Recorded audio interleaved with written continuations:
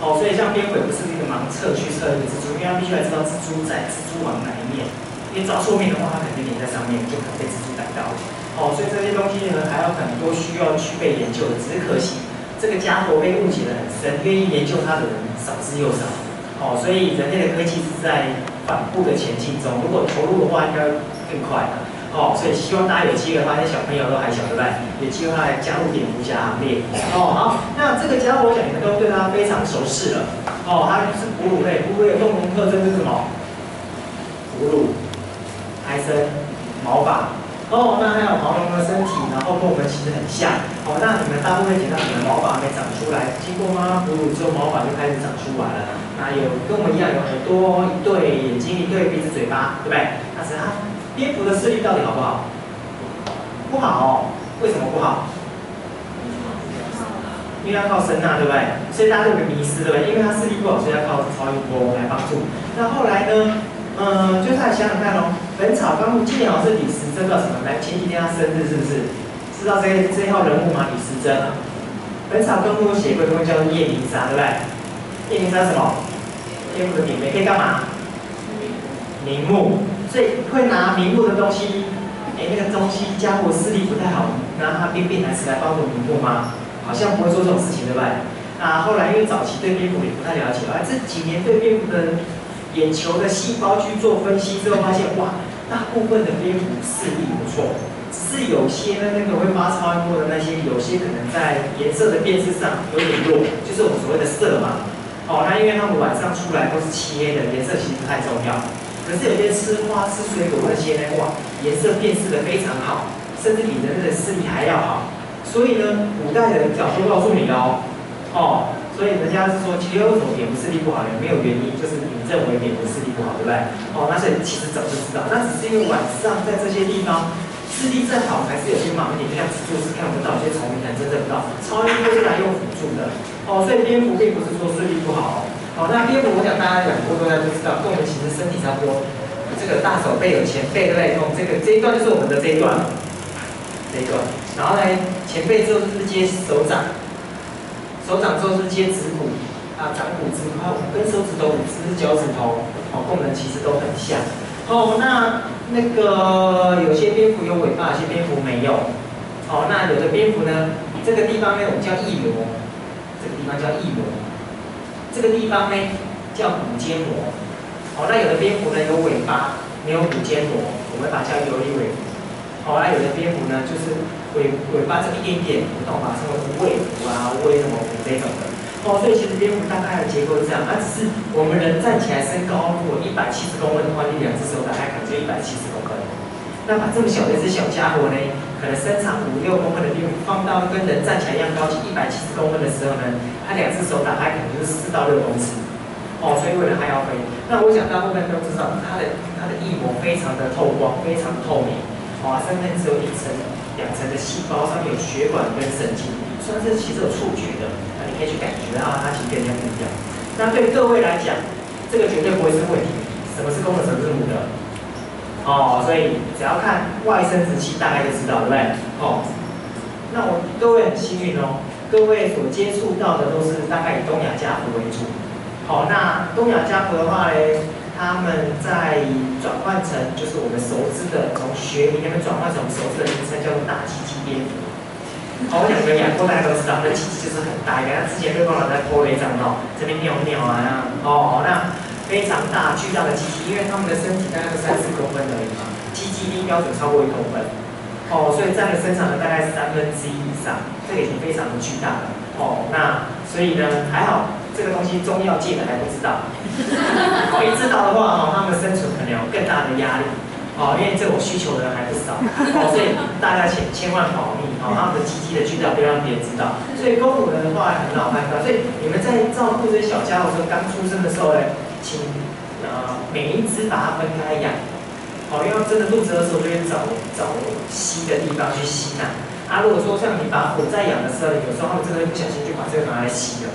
他不是愿意，因为他们是本能，就是要找吸的地方。所以在小时候，大概刚接到的前2、3个礼拜，每一只把它分开，避免发生这个惨。因为有时候他们吸住之后面要吸奶，要吸不到，会吸得更用力。那另外一只可能受伤，你又不好把它拔开。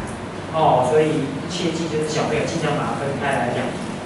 好，那在蝙蝠里面，它跟我们一样是哺乳类动物，对不对？它们是翼手目。那翼手目里面分成两条，一个是大翼手，一个小翼手。大翼手就是我们比较刚刚有听到介绍过，就是胡蝠、果蝠那一类。它比较少，物种比较少，因为只在赤道地区。来跟大家介绍，小翼手养目就广泛分布在地球上。那物种多，大概1100种以上。所以这个通称为蝙蝠的呢，大概有1200多种。1200多种蝙蝠里面呢，这个比较厉害哦。我们地球上现知的哺乳类就是大概5600种，它们占了1200种以上，所以占的比例非常高，是地球上第2大目的动物。第1大目是啮齿目，就大家认识的老鼠啊、松鼠那一些是第1大目，第2大目就是蝙蝠了。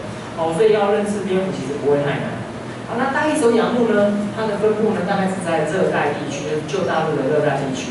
所以大概从非洲一直到亚洲这边，然后在赤道跟南北纬之间有它们的分布。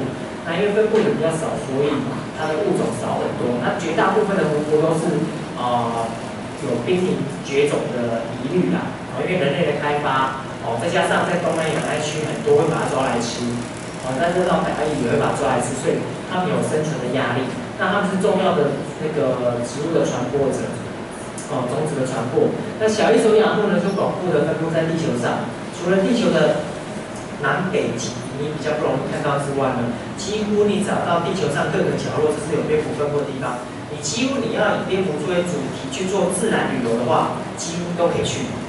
除了南极、北极不建议之外，南极大概就是企鹅了啦。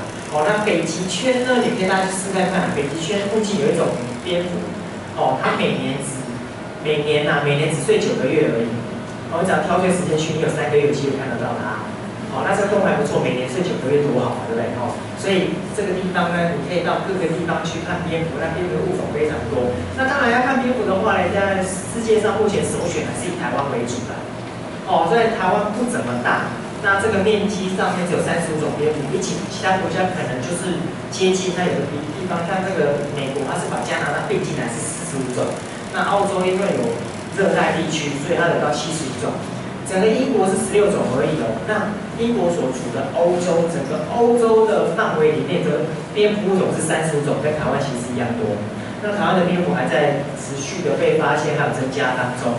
只是近年来这个愿意投入蝙蝠研究走到山林里面去的人越来越少了。所以如果你们有兴趣想去山林里面调查蝙蝠的话，我们可以去山上去好好调查一下，甚至到东部因为很多还没有开发的地方，我们去看看台湾是不是很多物种还躲藏在我们台湾山林里面。因为台湾的蝙蝠35种是目前哺乳类第1大目，的啮齿目，再加上我们的食虫目，食虫目大家知道吗？就是渠青。钱鼠那一类，长得很像老鼠，但是它不是老鼠，眼睛很小。这2个目加起来才20几种。那翼手目这一目呢，就差不多35种。所以在台湾的第1大目是蝙蝠。所以在台湾一定要认识一下蝙蝠这动物。那台湾陆地上的哺乳类动物呢，大概有80种，蝙蝠呢占了快1半了。所以在台湾来讲是非常多。那蝙蝠这么多啊，又广布的话呢，可是还算是地球上少数。面临危害最严重的一个物种啦，因为太多的误解跟无心的伤害对不对？特别误解最多是什么？这个，误解最多，那后来还好啦，来演戏的是帅哥跟美女，对不对？所以你要够帅够美的然后还要具有超能力，才把我们当成吸血组为一组，对不对？那不然你要当吸血鬼还没那么容易，对不对？那再来呢，就是最近最常见就是在国外也是。就是我们人类在用一些药物的时候，为了控制一些昆虫，但反而让了一些蝙蝠受害了。因为大部分的地球上的蝙蝠70%以上是以昆虫为食的。那你害了那些蝙蝠之后呢，蝙蝠减少，那你相对的没有办法控制虫，你要用的杀虫剂又更多。那这个恶性循环下去之后呢，其实地球生态就有很大的危机。那大部分人对蝙蝠来讲的误解都认为蝙蝠就是可怕，就是长得不可爱。不讨喜。那我们可以来认识一下一些台湾跟国外的蝙蝠。那像这是叫台湾长耳蝠，对不对？这个蝙蝠，想你们大家看过影片都知道，长耳蝠就是那个德性，耳朵很大，很长那一种。那这个是1991年在台湾被发现的。那被发现的时候，大家觉得好神奇，就把它叫兔耳蝠，因为它的耳朵呢就跟兔子一样长。那后来把它改名字，因为兔子大家都看过嘛，耳朵就这样，就觉得好长那可是长长耳蝠把它改名原因是因为它耳朵跟身体其实是1:1，而且是在国际上有名的大耳朵，因为国外的蝙蝠的耳朵还没那么长一根，我们的耳朵非常长。那它生存在大概1500到2200海拔之间。那近年来它的生存也有些压力的，因为大家觉得1500到2000之间好像还好啊，没有什么开发或者是什么压力。可是，在那个海拔之间呢，很多的果农或种高山蔬菜的那一些，那他们我不知道你们看过，就是那种黄色黏泥板的那一种，有看过？喜欢挂在农田附近。那刚刚我们看到影片上，长耳蝠怎么吃东西的？它是不是听声音去扑？那很多的虫子被粘在黄色捕蝇板上面，是怎么办？一直扑，然后呢，你根本没有办法把它救下来，因为它的翼膜，我讲的，其实有认识过蝙蝠，它的翼膜其实很脆弱，那加上你在扯的时候，骨头可能就断了。所以这个蝙蝠需要大家来保护。如果你在1500到2000之间有遇到有农家在用捕虫板的那种其实你可以请他帮忙一下，或者你帮他一下。我们现在有在网上发起这样的活动。你可以在捕蝇板旁边用烤肉架围成一个圈圈，然后上下把它封一下。那其实这个蝙蝠就进不去了，但是虫子还是进得去。所以它不要伤害到这些帮忙抓虫的小家伙。所以你只要帮忙他，帮那个农民请他帮忙一下，这些蝙蝠就不会受害了。所以大家可能可以做得到。那另外是国外的蝙蝠，它叫大牛头犬。那大牛头犬长得应该像什么样子嘞？这个有听过吧？牛头犬对不对？看过吧？路上很多。那这个家伙就长这个样子，一样，嘴巴皱皱的。那当然就是动物约以它熟识的女生来命名它。那当然有些蝙蝠呢，跟台湾很多动物一样，会什么爱斯、莫氏、斯文豪氏，对不对？你可能听不出它长得像什么样子，好像是叫茶氏。有点尾蝠呢，就是有根尾巴，但是两边没有虎结果，对不对？就尾巴跟这些小老鼠一样。那它这只蝙蝠也很红啊，所以叫茶氏。看不出它的特征，那这个特征你们应该一听就知道，这有看过吧？就这个样子，对不对？那如果我今天不介绍的话，你们跟你讲说蝙蝠长得有庞克头，应该不相信，对不对？来看一下，它应该就是长这个样子，有一副这个德性。所以很可惜，它就叫庞克头蝙蝠。那因为蝙蝠它很多的生态功能，在传花授粉，它有专门在传花的物种，有专门在授粉的物种，所以它的长相就越来越不一样。像是在中南美洲有些蝙蝠，像香蕉蝠，它专门在装那个香蕉传花授粉的。因为我们地球上的野生蕉大概有26种左右，完全要靠蝙蝠来传花授粉。如果少了蝙蝠的话呢，那个野生蕉可能就灭绝了。那我们人类种的蕉只有少数的几种品系而已，所以在养的过程中，如果当然未来遇到香蕉疾病的时候，要靠这野生的来帮忙找那些治疗的一些药或者是一些基因去改善。所以还好这些蝙蝠在帮忙传花授粉，所以那些野生的香蕉芭蕉才有办法存活下来。那有些呢，像这个是在西非，它没有尾巴的果蝠嘛，它有个很明显的尖章，有没有？这个地方。阿良跟我讲说这是不像蝙蝠，人家是蝙蝠。所以跟样子很多啊。这是公的还是母的？这是公的母的。看看看，公的母的。不知道这一只呢是公的，它平常时候这个毛是一坨白色在这边。那等到求偶的季节的时候，母的过来之后就把这个毛整个撑开。那母的看到这毛，哇塞，好性感，它就喜欢跟它在一起。它会有这样的求偶的那种展示的过程。那当然呢，有些蝙蝠啊，就是在中南美洲那边蝙蝠非常的特化，像那个鼻子特别不一样，它可能嗅觉在巴沙罗的部分会有特别的功能，它有个像天狗的鼻子一样长。那甚至呢，有些蝙蝠会长这个样子。这叫大狼头犬，它的头是整个像狼头一样，这是公的还是母的？公的。因为这种蝙蝠呢，它在求偶的过程中是需要靠唱歌。那当然，歌声呢，透过这种鼻腔共鸣越好的话，可以唱得越洪亮，传得越远，吸的母鱼越多。所以这是公的。那台湾有一些蝙蝠会唱歌来求偶。所以你们进入到秋季，又在秋季求偶。如果你们进入到秋季，有听到空中飞的时候呢，或在一个某处的高楼里面啾啾啾的声音然后有乐带金属声，它是台湾一种叫龙山蝠，它在求偶，它会唱歌，吸母鱼过来。那个声音跟老鼠又不太一样，它在空中很所以大家可以留意一下。我想这个地方应该会有。哦，在台北比较没有，可是在宜兰、花莲、台东啊，西部一些比较平原的地方，都可以听到这样的叫声。哦，那蝙蝠呢，其实全类的还不多啦，只有像这种，这个在2013年全世界只发现5只在南苏丹那边的。哦，这种蝙蝠应该很好命名吧？你会怎么叫它？对，它就叫熊猫，叫猫熊蝙蝠，就是黑白。那其实很多蝙蝠颜色其实还蛮漂亮的。哦，那当然野生动物来讲呢，其实就不会像我们家鼠一样，就比较偏灰黑色，因为可能躲的会跟它处在地方一样。那灰黑色有保护色，特别在夜晚的时候。但有些蝙蝠呢，长的颜色会超乎你的想象。哦，特别在加勒比亚海那边，要介绍一下。它在2012年啊，他们美国办了一个很无聊的一个票选。票选呢，野生动物里面呢，你想要变成宠物的动物啊，这个全世界前10名有一个蝙蝠入选了，就在加勒比亚海那边叫做那个小白蝠，或叫白果蝠的。哦，它全身就是白色的，只有配上黄色耳朵跟白色跟黄色四肢，它就住在芭蕉叶下面。如果你想看的话，只能到加勒比亚海那边去看。哦，所以它有列入全世界前10大被票选的野生动物想变为宠物的。那当然你要把它当宠物很难啊。如果你会做羊毛毡的话呢，你可以搓一坨白色的，哦，然后只要黄色跟黑色就可以搓出这样的蝙蝠，然后放在叶子下面，就可以做成这样的装饰品了。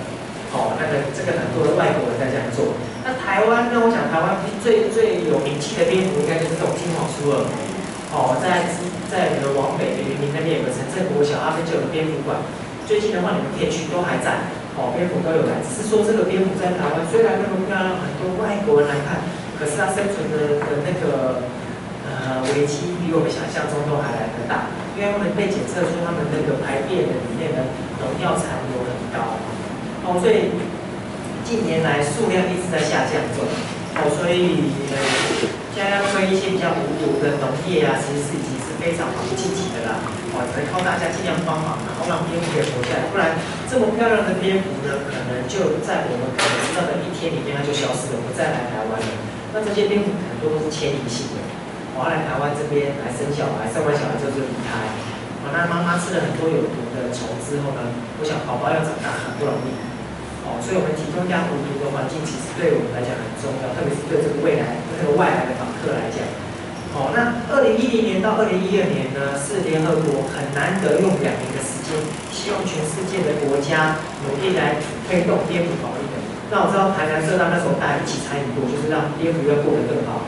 可能有些伙伴有参加过蝙蝠年，但因为蝙蝠有很多的生态的功能被人类忽略掉，哦，特别是在一些你们知道，像这个是传粉者，之前有人有看过这样的影片，那我再说一次给一些可能没看过的朋友看一下。哦，那传粉者的介绍，我们地球上很多的动植物是有相互关系的，要靠这些动物来传粉，人类到很多的花果食物可以吃。这些传粉者通常面临着很大的危机，特别是在这个农药用很多的年代。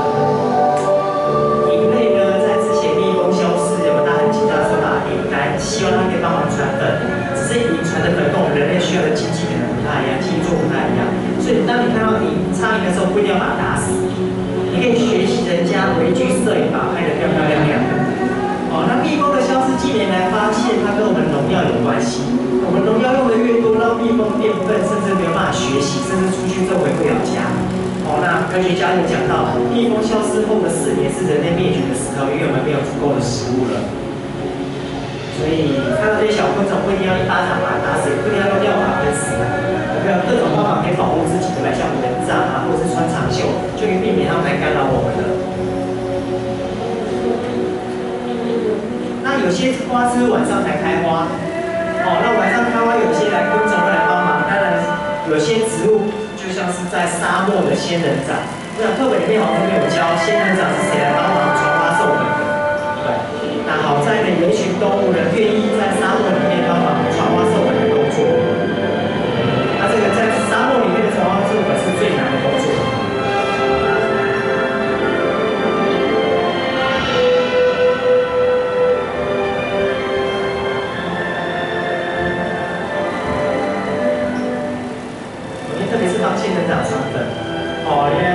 上没有光哦，它又必须要躲掉所有的刺，哦，这是非常难的一件事情。那特别有时候那些妈妈们很辛苦啊，传话时候还要把宝宝带出来，对，来看一下，妈妈带宝宝的时候，然后避免宝宝被这个针刺到，不然妈妈狂吸花蜜的时候，宝宝会该该叫，我觉得让宝宝在身上。有些关系哦，不会掉下去，不会，宝宝会咬得很紧，所以它会把它拉得很好。那当然，我们很多女生喜欢花，可是你再怎么喜欢花呢，你永远输给她。哦，人家送你花，你不会像她这样子嘛，对不对？那蝙蝠是个很强的传粉者，因为它身上毛茸茸的，当它接触到花的时候，所有花粉在它身上，然后它就跟它接触每一朵花的时候都会接触到，把花粉传播得很好。那特别是不只是这些吃花粉的、吃花蜜的会，有些吃昆虫的呢，在这上面花上面捕虫的时候，也间接的把花粉传播出去了。所以少了蝙蝠之后，我们人类很难想象有很多的植物会跟着灭绝掉，因为它可能没有办法再有成功结果的机会了。哦，特别是在有些我们还不知道的地方，像是在热带雨林里面，有些藤蔓科的植物呢，你想想看。热带雨林里面晚上开花，然后大家在百花争艳的时候，你要吸引到正确的传粉者，其实不容易啊，因为味道很浓郁。那这样的植物呢，它要吸引它的传粉者怎么办？只好像这种，它是蝙蝠传粉，你看它叶子上面有没有，就像一个汤匙一样，它可以把蝙蝠的超音波赶快回波给蝙蝠，就说我在这边，让蝙蝠赶快找到它，就可以帮它来传粉了。哦，所以现在还不知道是植物厉害还是动物厉害。植物可以正确的告诉它的传粉说我在这里，我想你们可能还没有这种意思，对不对？就是你的，怎么有动物跟植物告诉我说我在这件事情呢？然后有些雨林里面的植物大概开花都是6天左右，所以它这个只有2、3天可以让蝙蝠来帮它传粉。那当然花给蝙蝠最好的回馈是什么？很好喝的蜜，对，蜜是最好的。那像这个嘞，你看到这朵花在这边，如果以各位来讲，你们现在是蝙蝠的话，蜜应该在什么地方你会愿意过去？就在这边，一过来就有蜜，还是中间，还是在底部？猜1的举手，蜜在这里1的，哦，1、2、3、4、5、6、7，7票，好，手放下，谢谢。中间的2的嘞，2票，好来3的嘞，在最底的嘞，哇，3票，好，那这样没有办法用民主决胜，对不对？哦，因为这个呢非常的神奇，就是它的蜜是在最底部，这个叫长舌蝠，它的舌头有身体的1.6倍长。哦，在翻阅人类的历史里面，除了倩女幽魂的姥姥有这么长的舌头之外，没有这么长的了。那大家熟悉的食蚁兽，最大的食蚁兽2公尺，它的舌头才60公分而已，还不到1倍。哦，所以长舌蝠呢就专门当这种花来传花授粉。所以动物跟植物之间呢有很多的关系在发生中。那甚至在这几年呢，大家研究之下发现，在婆罗洲有种植物哦，这个大家应该有听过嘛，对不对？叫猪笼草。那猪笼草是会分泌一些液体吸引昆虫进来。但是某一天可能就像你们各位到婆罗洲去玩，你会发现，奇怪，猪笼草里面怎么住了一只蝙蝠？发生什么事情？哦，猪笼草抓到蝙蝠了，把蝙蝠消化掉、吃掉，是不是这样子？还有嘞？那边有虫可以吃。哦，蝙蝠在里面等昆虫进来，是不是？哦，好，那你觉得蝙蝠去外面飞抓虫快，还是在那边等比较快？等比较快。好像是出一个点快，因为蝙蝠呢，平均1分钟要抓6只虫，它整晚大概就是要吃1000只以上。它看体型，像以东亚家族来讲，你们照顾东亚家族，一天大概1000只蚊子。那你就是猪笼草，要把一个晚上抓1000只蚊子，应该不太容易。后来呢，发现就是猪笼草的这个猪笼草这一种哦，它的消化力好弱，对蚊虫的吸引力很低，蚊虫几乎不来。可是不知道哪一天发生什么事情，蝙蝠住进来之后，因为蝙蝠在里面要干嘛？大小便，就像你们照顾蝙蝠来，蝙蝠大小便，不小心这个猪笼草就得到这个蝙蝠的大小便当在营养了。所以呢，后来不知道哪一年发生什么事情，蝙蝠开始住进来，这猪笼草呢，它的消化力越来越弱，所以这群蝙蝠就跟这种猪笼草就在一起了。哦，所以他们有很好的关系。哦，所以到底动物力还是植物力，我们还不知道。但是这种关系都是在我们不知道的过程中。那台湾有35种蝙蝠，这些蝙蝠跟植物有什么关系？我们现在都不知道。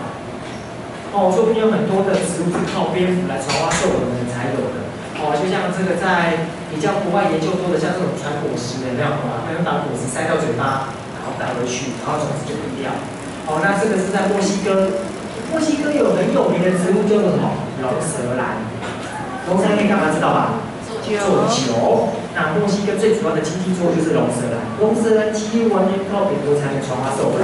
所以你觉得你今天是墨西哥，你要不要保护蝙蝠？一定得做这种事情嘛。哦，所以少了蝙蝠的话，我们人类其实经济会很大的受损，特别是像东南亚你们所熟知的果王果后啊，什么榴莲有没有？山竹啊、芭蕉啊、香蕉，这些我们所熟知的很多的热带水果，完全要靠蝙蝠来传花授粉。有些特别的科，像我刚刚像仙人掌、胡椒科、龙舌兰这些植物，完全靠蝙蝠。那我们人类很多还不知道。但是我们所知道，靠蝙蝠传花授粉的那些植物，我们有利用了1000多种，我们可以拿来做食物、做药理。所以少了蝙蝠之后呢，我们可能少了很多植物可以来运用。所以要感谢这些蝙蝠来帮忙。好，那这一张图呢是在中南美洲那边。如果今天我没有上蝙蝠课，我们接下来就有一个林务局表扬大会。我们2010年整个山坡地是这个样子哦。2013年整片山坡地有没有看到同样的地方，对不对？有马路吧？变成有一片哦。大家这是我们林务局的功劳，大家要拍手鼓励，要不要？一定会。所以呢，在当地就研究了其实当地也没有林务局的事情啊。要不然奇怪，怎么在短短的在3年之间，整个林地被破坏掉，全部长回来？发现哇，这里面植物有2种，一种是靠蝙蝠传花授粉，一种是靠蝙蝠传种子的植物，在3年之内，整片林子就长回来了。所以其实国家地理杂志有介绍过，如果少了蝙蝠之后呢，我们很多的新生小岛，甚至我们岛上的很多植物更新将会慢的，会延缓10-20年以上。所以蝙蝠做了这些我们可能不知道的事情。这再也不是小蜜蜂跟小蝴蝶专有的功劳了。所以这个要保护蝙蝠，其实为了我们很多的一些林地啊、作物这些的。那我们认识了很多蝙蝠之后，其实蝙蝠量大的时候会吃的虫量会非常非常的可观可怕。那我有一个地方呢，以后大家有机会，我们应该揪团去一次。那个在美国，在德州，那个地方呢是全世界哺乳类聚集最大的一个地方。那是一个北肯洞穴，是美国国际蝙蝠保育组织把它买下来的一个地。因为第一个就是因为全世界最大，第二个它有很大的生态功能。那第三个呢，我们可以去，是因为我们是它的会员，所以我们可以进去直接参观，好不好？要去。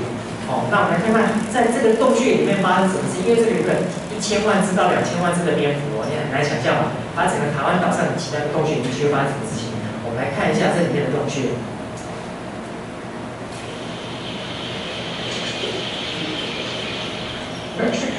这是墨西哥游林委员会，它们群聚的密度之高是地球上哺乳动物之冠。像这样一个洞穴里就有1200万只，像这样一大群蝙蝠要怎么找到足够的食物，而且还要在飞得到的距离以内？这个谜题困扰了人类好长一段时间。现在我们才发现，它们吃的食物还有觅食的方式，结果让人大吃一惊。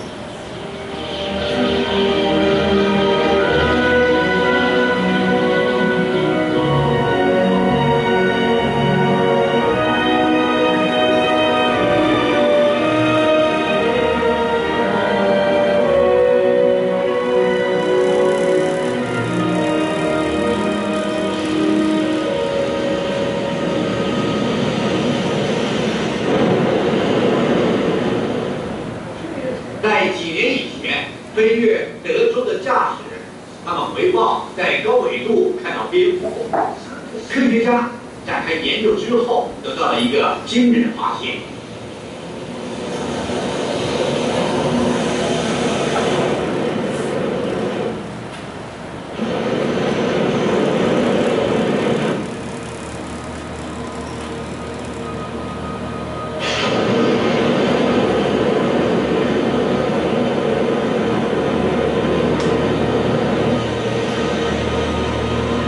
我在夜间飞上高空，气候状况显得很好。不过，当地的气象雷达显示，附近有个暴风雨以极快的速度形成。不过呢，我不担心，这不是暴风雨，这是我们刚才看到的那一群蝙蝠。它们从几个点飞出来，不从洞穴的出口，这一群数量很多，离开同一个洞口的蝙蝠最多可达2000万只，有些会低飞过德州。有意思的是，大多都开始往上飞。等天亮的时候，到了14000英尺的时候，蝙蝠全部都分散开来，要看到它们很不容易。可是我随身带了一架超音波侦测器来了，那里有一只。有趣的是，还有吃东西的声音，它们正在吃东西。问题是吃什么呢？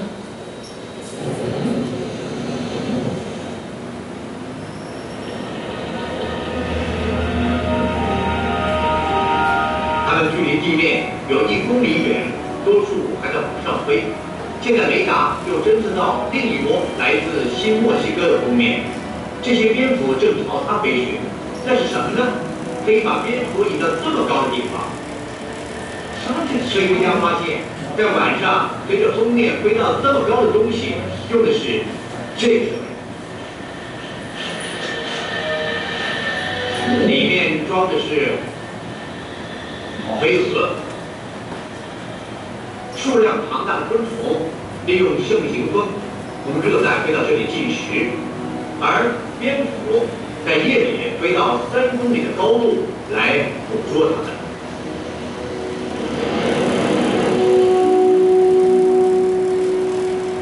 蝙蝠的数量实在太多，胃口又很大，因此在我下面的这个洞穴里的蝙蝠，每天晚上可以吃掉120吨的昆虫。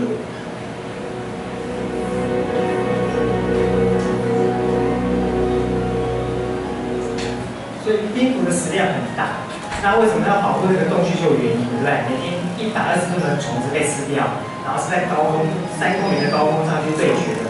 所以你看我们台湾整个中央山脉、中央走廊上面绿油里面是自然的吗？晚上这么多虫，如果你家有种面就知道，一点点虫它们就受不了，对不对？所以我们有多大强大的空军在守护着台湾，我们还不知道。所以在台湾这么久，400多年的开发史好像都没有听过什么蝗虫入侵或什么大量昆虫入侵。所以搞不好我们每天晚上这一群空军部队飞到2、3公里的高空去跟那些想要入侵台湾的昆虫们对决，我都知道。所以其实保护台湾的蝙蝠其实是那个非常重要的事情。那这些蝙蝠的食量非常大，大概它可以吃到体重大概1半的昆虫量，甚至在怀孕的时候，它们可以吃到跟体重几乎是一样的重量的虫量。那当然吃这么多的虫子之后呢，就有很多的这个东西，就是对很多人来讲是困扰了。那早期我们是把它当中药叶泥沙把它吃光光了，最早期没有困扰到。现在的人开始不吃叶泥沙的时候呢，眼睛越戴越多，然后呢就觉得它很困扰，所以呢很麻烦，就会开始有人因为这个问题去驱赶蝙蝠了，把它们赶走。可是，在国外呢，他们就把它做成这个东西。这个你在台湾各大花市、各大农业市集、农药店，什么肥料店都买不到，叫做蝙蝠肥料。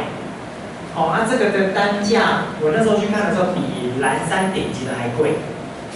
所以我不知道大家如果有个蝙蝠洞在那边会怎么样？好像泰国啊，我一直想去泰国一个庙啦，因为今年刚好无法成行。泰国在曼谷的西北方有一间庙，它那个庙的洞穴是庙方自己的，它每年开放在1、2天，让庙方还有附近的民众去挖大便去卖。那听说那1、2天挖出来的大便就当成肥料卖，可以卖大概100-200万美金。我不知道你们如果有这样的洞，你们要怎么处理？100-200万台币我都接受了，还不用美金。所以其实蝙蝠多，其实以前说蝙蝠是带来财气跟福气的，所以应该是有道理的，只是我们现在不太懂而已。那这边蝙蝠不管是在肥料上或者是昆虫上都可控制到很大的注意啊。那美国是个先进国家，美国它非常奇特，就是说，我们在台湾之前有政府，大家可能对生态有关心的话，前阵子在讲石虎保护嘛。那石虎我们要怎么保护它？我们现在完全是用情感，我爱石虎，我爱白海豚，所以我要保护它。可是呢，美国就觉得说，人类是很肤浅的，要用什么东西来算？钱。我要告诉你，它有多少钱价值，那你要不要来保护它？所以呢，美国他们现在有个国家政策，他们的政策要干嘛？把生态跟野生动物的价值让你知道。所以他们用根据这个准则之下的来评估这个动物的产值跟价值有多高。他们用蝙蝠来算，因为蝙蝠是可以除虫。那因为蝙蝠呢，除了很多虫，是可以少买农药。所以他们来估计哦，然后他们说这个估计有低估的地方，因为农民们在撒农药、施药的时候，农民们是不是可能会中毒，会吸掉那些东西？他就医的钱我们不算。然后呢，你把农药撒下去之后呢，过了几年之后，土地发生什么事情，那个成本我们没办法算进去，很多没办法算。我们现在只考量到除了虫，把它算成价值就好了。所以他们发现哦，每公亩蝙蝠平均可以贡献74块美金。那以美国来讲，因为美国的各州的农业程度不一样，各个地方程度不一样，对不对？他估计以全美来讲，蝙蝠每年平均贡献223亿美金，让你减少在农药的支出，这样好不好？223亿美金哦。这台湾好像这个这样算，对不对？台湾好像农民没有农药就活不下去了。所以这个大家可以思考一下。那当然，2014年的一篇新的那个《Week》这个杂志就报道了。他说：“我们其实保护蝙蝠的最好的理由，并不是为了情感，不是为了环境，不是为了，其实以私心来讲，是为了经济。因为人类没有经济的时候，什么都做不到。当你经济好的时候，你什么都做不到。他保护蝙蝠在理由是经济，为什么呢？他们根据了气象研究，除了刚刚那个稻田之外，他们发现就是我们现在不是都需要棉花吗？美国呢，当时因为棉花有棉花病虫害。”所以他们用了什么基因转殖的东西去用棉花，所以现在不是要强调买棉花买什么非基改棉花，对不对？那非基改棉花现在不多了，那他们把那个基改棉花呢，基因转殖棉花弄到5大洲去种，就发现经过了8年，一开始的时候成效不错，昆虫不来吃，没有什么虫害。可是8年过去了，他们解释一下，糟糕，虫害开始来了，而且没有东西可以控制那些虫，虫有抗药性，所以呢，再加上人类。不喜欢基改的东西了，要买那个有机棉的，糟糕！他们发现投入新的研究来不及，因为虫害开始爆发了，然后呢又要投入一些新的技术去防虫来不及。他们发现是最好的帮助手，因为蝙蝠完全提供这样的服务，完全花不到你1毛钱，它就可以把虫害整个降低了。你又不用去用基改的东西，所以他们在美国来讲呢，这几年为什么蝙蝠的保育的那个风气很盛？那甚至在各个农田、农村区全部加设蝙蝠屋，主要是为了控制虫，然后让农药降低，农民就减少灾害。那农药降低之后呢，土地就比较不会污染化。所以他们说保护蝙蝠其实是为了人类以后的着想。所以只是在台湾目前好像还没有这样的措施啦。我之前听过一个那个笑话，是宜兰的小农跟我讲说，他们去台湾西部某县市参访。农民跟农民之间的交流，那西部这边农民就笑宜兰的农民说：“你们宜兰的农民好像过得很悠闲，每天只有拔草而已。他们西部的农民很辛苦，每天要撒药，就知道哪边的作物可以买了。所以我们现在就是大家一起努力，看看可以改善台湾的土地，用蝙蝠来当个指标。那看看可不可以更好。那这个呢，大家来休息一下，看一下蝙蝠做什么事情哦。”这个动作已经用很慢的动作了。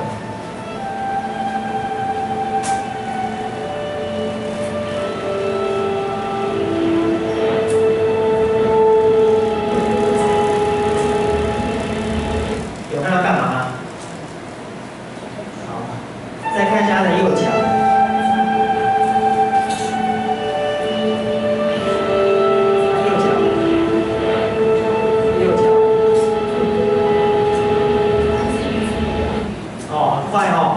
所以你们可以去挑战蝙蝠侠，去那个夜市捞，有个地方跟老板讲，老板我要包场，这样冲过去把你这样捞起来。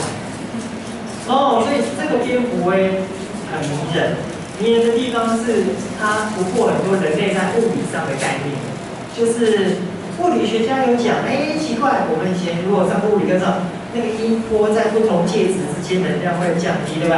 哇，今天从空气到水，水达到东西之后再回传到空气，我可以所收到，它怎么知道鱼在哪里？所以这个像我们那个很多雷达，像渔船上面雷达，它也是放在水下去测，它不会从空中去打。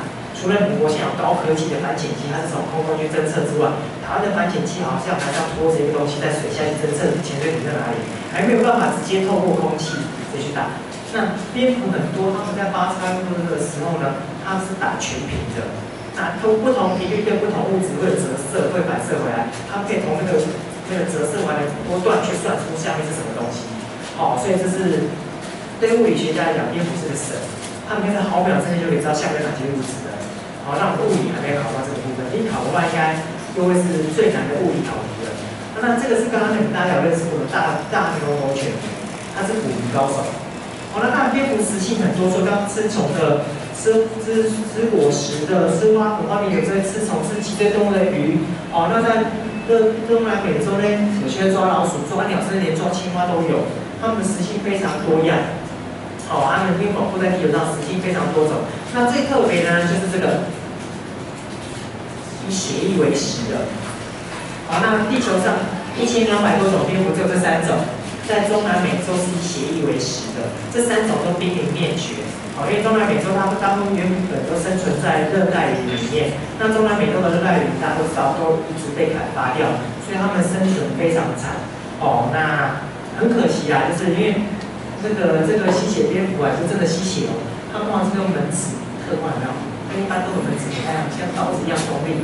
那它会在一些禽类跟兽类的那个末梢比较没有感觉的地方呢，他拿门子去慢慢划一刀，然后呢就会渗血出来，他就慢慢伸舌头去舔。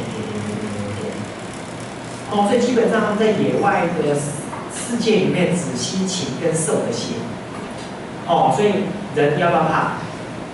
应该不用害怕，除非你是禽或兽，或者2个加在一起。所以其实不用怕它。那因为它这样子填写的过程中呢，其实这个伤口很像被那个纸张包括我们手指头这样子而已。它的舌头上面舔的过程中，可以让血一直流出来。所以科学家有发现，他们的口水里面有种抗凝血的酵素在里面。本来要做成药，2004年美国买药要把这个药上市，它可以治疗人类2大问题，一个是中风，一个是心脏病。就是心脏有时候用血管血栓堵住，它可以把这些血栓溶掉。可是2004年那时候号称要上市，现在过了10年了吧，大家买不到，原因是因为这3种几乎濒临灭绝。那当然最开心的是谁？人类，因为哺乳类动物它们是唯一以血液为食的。再来的是谁？各位，因为我们特别是台湾人，吃什么猪血糕、鸡血糕、鸭血，吃到加血还要骂人，吃牛排现在刀下去看会不会见血，对不对？所以我们视血为命，但是觉得人家吸血很可怕。所以我们人类是充满了嫉妒，只是人家会飞。那当然，这个蝙蝠很可惜，有可能在人类保护不了状态下就灭绝，就少了这个唯一以血液为食的，是非常珍贵的物种。那这个吸血蝙蝠啊，它们通常因为以血液为食的话，很容易没有办法吸饱。一旦没吸饱的话，可能就是体力不够去找下一餐。那他们呢会有种互助合作的精神，像这次吸得很饱，对不对？这次过来说，哇塞，这个家伙今天把它找到谁那么好吸？整个裤子圆滚滚的，然后就过来跟他塞奶一下，拉几下，拜托啦，给我一些啦，他就把它抱起来，就吐血给他。就因为他们只吸血，真的能吐血出来而已。那只要这次给他一点血，他就有办法活到明天再出去找食物。那这2只有没有什么关系？有没有关系？没有关系。只要谁需要帮忙，他就做这种事情。这样是为了整个族群可以存活下去。因为你今天帮他，我明天就可能谁来帮我。那可是呢，在那边的人类真是禽兽不如。因为以前呢，抓到吸血蝙蝠就把它打死。现在呢，抓到吸血蝙蝠怎么样？身上涂满毒液，喂饱血让它回去。那所以这只喂饱血，身上涂满毒液之后怎么样？接触到的全部死掉。所以吸血蝙蝠一直在下降中，所以真的很可惜禽兽不如的人类会搞出这样的事情。那当然，这个是非常特别的蝙蝠。另外呢，在一个我们都可能听过的一个岛叫做纽西兰。纽西兰岛上有一个原生的蝙蝠叫那个纽西兰短尾蝠，它是纽西兰唯一原生的陆地哺乳类动物。那后来呢，自从人类进去之后呢，这个物种也可能有灭绝的原因。因为可以看它，有人说它是哺乳类的早期的祖先型，因为它大部分时间就跟小老鼠一样，只在地上爬而已，然后捡食落叶堆里面的一些昆虫，然后以爬为主要的活动，对不对？跟你所认识的蝙蝠不太一样。那因为人类进到纽西兰之后，养了猫跟狗，然后然后就流浪动物，对不对？他就开始觉得这动物好很好抓，就把它抓来吃。那这些蝙蝠呢，从来不知道猫跟狗是什么，因为他们遇不到其他哺乳类，就被吃掉了。哦，所以在纽西兰讲，连猫狗变成很大的问题，那它们还是会飞的啦。好，那我们来介绍一下哈，我们刚刚认识的蝙蝠，对不对？蝙蝠的寿命到底有多长？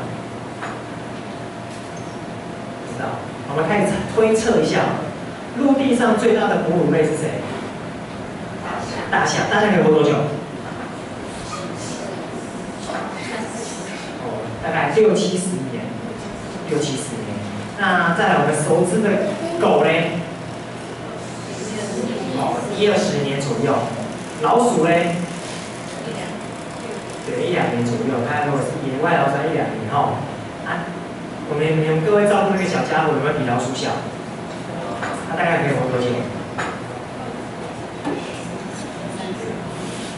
大概。